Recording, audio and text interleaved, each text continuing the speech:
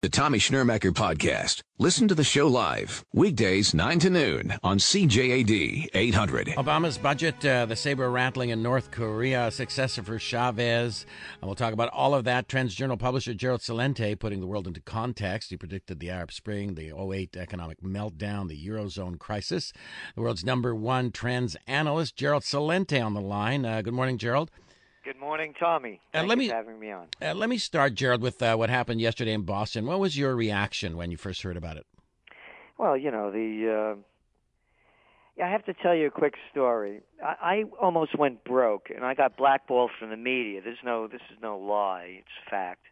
When 9/11 happened, you could go to my website, TrendsJournal.com, and look up forecasts, and you'll see terrorism. On December 14th, 2000, USA Today, they used to run my top trends of the year. And the top trend was 2001 won't be our year, TrendSeer says. And I warned that a wave of anti-Americanism was sweeping the globe, and Americans weren't safe at home or abroad. Now, I don't know what happened in Boston. So when they called me up, and I watched, of course, as 9/11's unfolding, and I'm getting flooded by the media. And I used to be on Oprah, the Today Show, Good Morning America, everybody. And they asked me, what happened? Why did they attack America? I said, look, I've been writing about this for years. My book, Trends 2000, that I wrote in 1996, I warned that we're waking up in the new millennium, and Crusades 2000 is raging. I said, it's American foreign policy. That was the beginning of the end. No, it wasn't. The reason they attacked America was because they hate our freedom and liberty. I said, come on, grow up. You don't believe that, do you?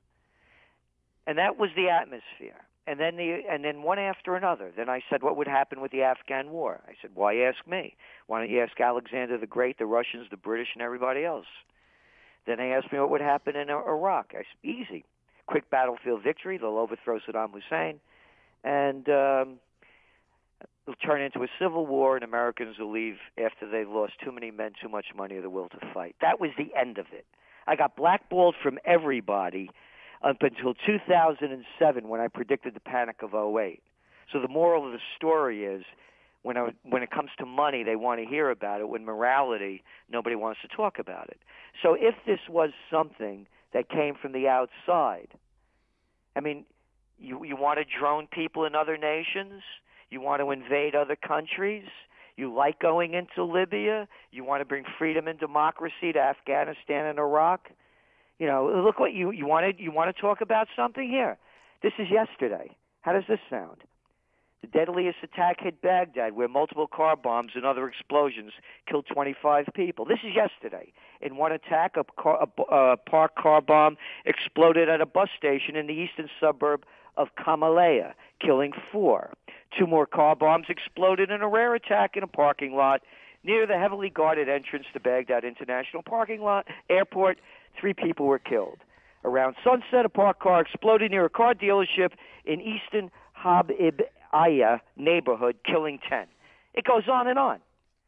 So, But we don't know it's foreign grown at this point. But what I'm saying is, if it's that, then what we're going to see is more crackdown on our liberties.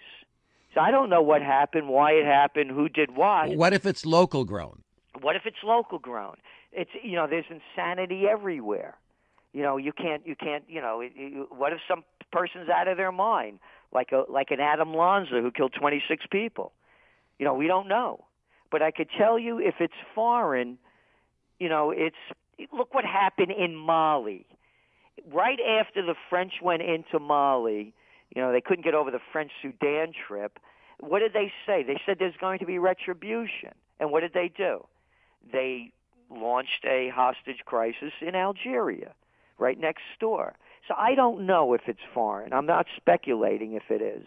All I'm saying, if it is, you're going to start seeing, more of a crackdown and more of a heating up of an international crisis, if it is. Let's move on to what else has made news before this happened. The price of gold. You've been on the shows before saying that gold's an important hedge for everything else. How come gold has been plummeting about $100 a day for the past couple of days? Well, here's my feeling, and I've said this over and over again. First of all, what happened with Cyprus to me, was the best example to own gold for any reason. They closed the banks for 2 weeks. You couldn't, almost 2 weeks, couldn't get your money. If you had gold or silver, you could buy anything you needed. The number two is that when the Cyprus announced that they were going to sell 10 tons of gold, that was the beginning of the real downdraft. And what happened was because Italy, Portugal, a number of these countries are very have a lot of gold relative to their GDP. And now their economies are in trouble, so now they're going to be forced to sell more gold. I believe this, only speaking for myself, I believe this is a short-term downturn. And here's the other thing to understand as well, that production of gold, it cost $1,200 an ounce to get it out of the ground. That's the bottom line. And I've always said over and over again, I buy gold for long-term and for safe haven purposes, not inflationary. To me, it's a debasement of the currencies.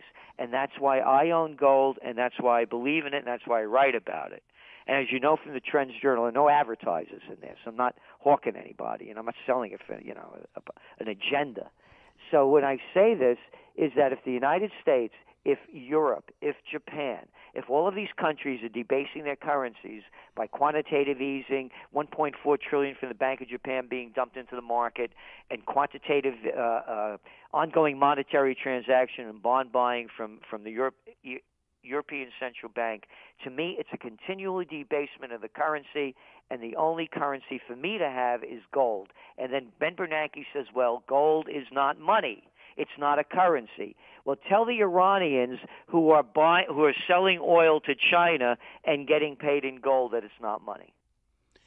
Your questions for Gerald Celente, 514-790-0991. Let's look at the winners and losers of the Obama budget. Is that going to make any difference to anybody? Yes, it's going to make a difference to the people who have the least and could afford and can't afford higher taxes.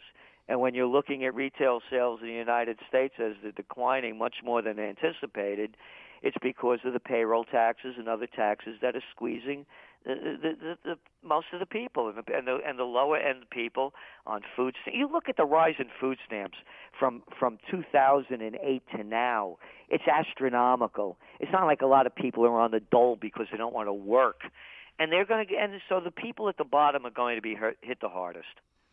514-790-0991. Star Talk. Text your comment to 514-800. This question: is it true Sprott has been selling silver for the past month, and why would he sell it if there's a shortage? If who? Sprott. He's one of the gold bugs and silver bugs. I don't know. Look at Paulson on the gold end. I mean, he owns billions. Who knows? I don't know. I don't know what's going on behind the scenes.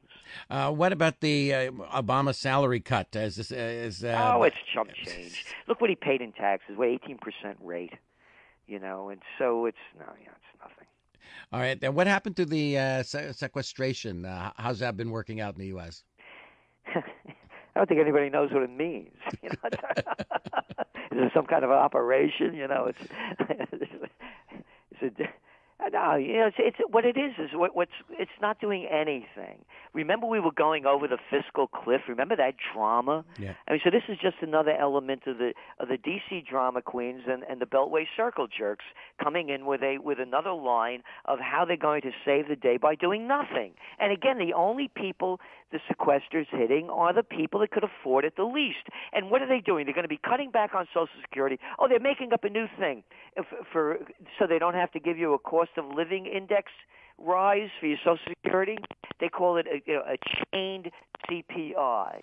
And so what it means is that if you can't afford to buy steak, and all you can because the price went up, but you could afford to buy chopped meat, that's no inflation. You just adjust it. On the line, the world's #1 trends analyst, Gerald Celente, 514-790-0991.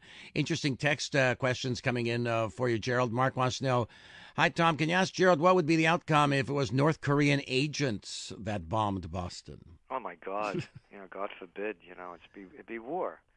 And, what's your take on North Korea? What's happening in North Korea? Is it just a bluff for food? This is the United States has been putting sanctions on them over and over again. Obviously, the guy, he's a lunatic as well over there, and this is a continuing saga that has never ended, and has been just escalating, and it's a part of also America's pivot Asia move. where they're doing war games. Just suppose another country was doing war games off the coast of the United States all the time. I mean, and they just keep stepping on each other, and it just keeps escalating. I want to mention another thing, Tommy, if I may, about gold. My first buy of gold was at $187.50 an ounce in 1978. I went through it as well when it crashed in 1980. I was a young guy. The whole thing was brand new to me. There's a big difference between now and then. Back then, it was mostly speculation having to do with inflation. But more importantly, there was no global economy back then. In 1980, there was no Russia. It was still the Soviet Union. China, everybody knew about China was Mao Zedong, and India was Gandhi. Basically, that was the only history that people had of those. The point being, it wasn't a global trading of gold. It's very different now. The base is much broader. So, again, in the long term, I am very bullish on gold. The conditions are different. All right, this one says, what's your view on gun control? What's next, the right to bear nuclear weapons? Again, with the gun control issue, anybody could look at it. You look at every major tragedy that's occurred with this, and it's people on psychotropic drugs. And they refuse to release the medical reports from this kid, Adam Lanza, who they say was under, medical care. So to me, and speaking only for myself, it's not a gun control issue, it's a mental issue. We have over 300 million weapons in the United States out there. 80% of them that are committed with crimes are from unregistered guns, ostensibly, according to the reports, by criminals who are using them. So gun control, as they're using it now, and having to force people to register. I'm not opposed to it or a proponent of it. What I'm saying is it's not going to solve the problem. The mother who had gotten those guns would have passed all of the requirements to get them. Her lunatic son used them. Okay, let's go to Jeff with a question from Cotonou. Good morning. Good morning, Tommy. Good morning, Gerald. Thank you for being on CJAD this morning. I noticed that on your TrendsJournal .com page that you're a significant follower of what we call live terror drills. And I noticed that 9/11, London subway bombing, Oklahoma City bombing, the Norway Oslo attacks, the Sandy Hook Elementary School bombing, the Aurora, Colorado, Taft Union, and now Boston, all were conducting live terror drills the same day that those events occurred. And I just wanted to get your comment. Your take on that. I don't know. I just don't know, and I hate to go into the conspiracy theory elements. I don't, when I don't have enough information, I really don't like to speculate. And all right, Steve's got a question from Villamard. Good morning, Steve. Yeah, hi, Tommy, Gerald. How you doing? Good. Listen, Gerald, I wanted to ask you. I was reading a report on the 1929 crash. And supposedly, I don't know if it was Roosevelt or Truman or whoever, but they made it illegal to have gold. You had to cash it all in at $25 an ounce. Yes. So what's the big deal here about getting gold? If they make it illegal and make you cash it in, what's the point of having it? Well, actually, what happened was it was in 1933. It was the Federal Emergency Banking Act. What they did was they made people turn in their gold. These are very different times, by the way, between now and then. They made them sell it back at, I believe it was $25.62 an ounce. It's a very important story, actually. And what happened was, after they had it all in, now remember, this is why the bank runs happened, because in those days the dollar was pegged to gold. So you could turn your dollar in and get gold for it. And as things were collapsing, that's what people were doing. The first bank holidays, by the way, happened in Michigan, and then it went federal. Now, after they got all the gold in, they repegged the price of gold to $35 an ounce, which means that you just took a 70% loss when you sold it back to the government. So what good is it to have it? A lot of people that have it have gotten it out of the country. All right, this last text, this is, I know you're the publisher of the TrendsJournal, Gerald, but this text has another job suggestion for you. It says, just a comment, this is always the best segment of the week. Your guest should be president. No, that's all right. Thank you, but no thanks. You don't want it? No, what we want to do is the purpose of the Trends Journal. Matter of fact, we're just finishing the spring edition, and here's what the cover reads. A brighter future is possible if you want it. So our work is everybody has to do their role to make it better. Listen to the Tommy Schnurmacher Show live weekdays 9 to noon on CJAD 800 and CJAD.com.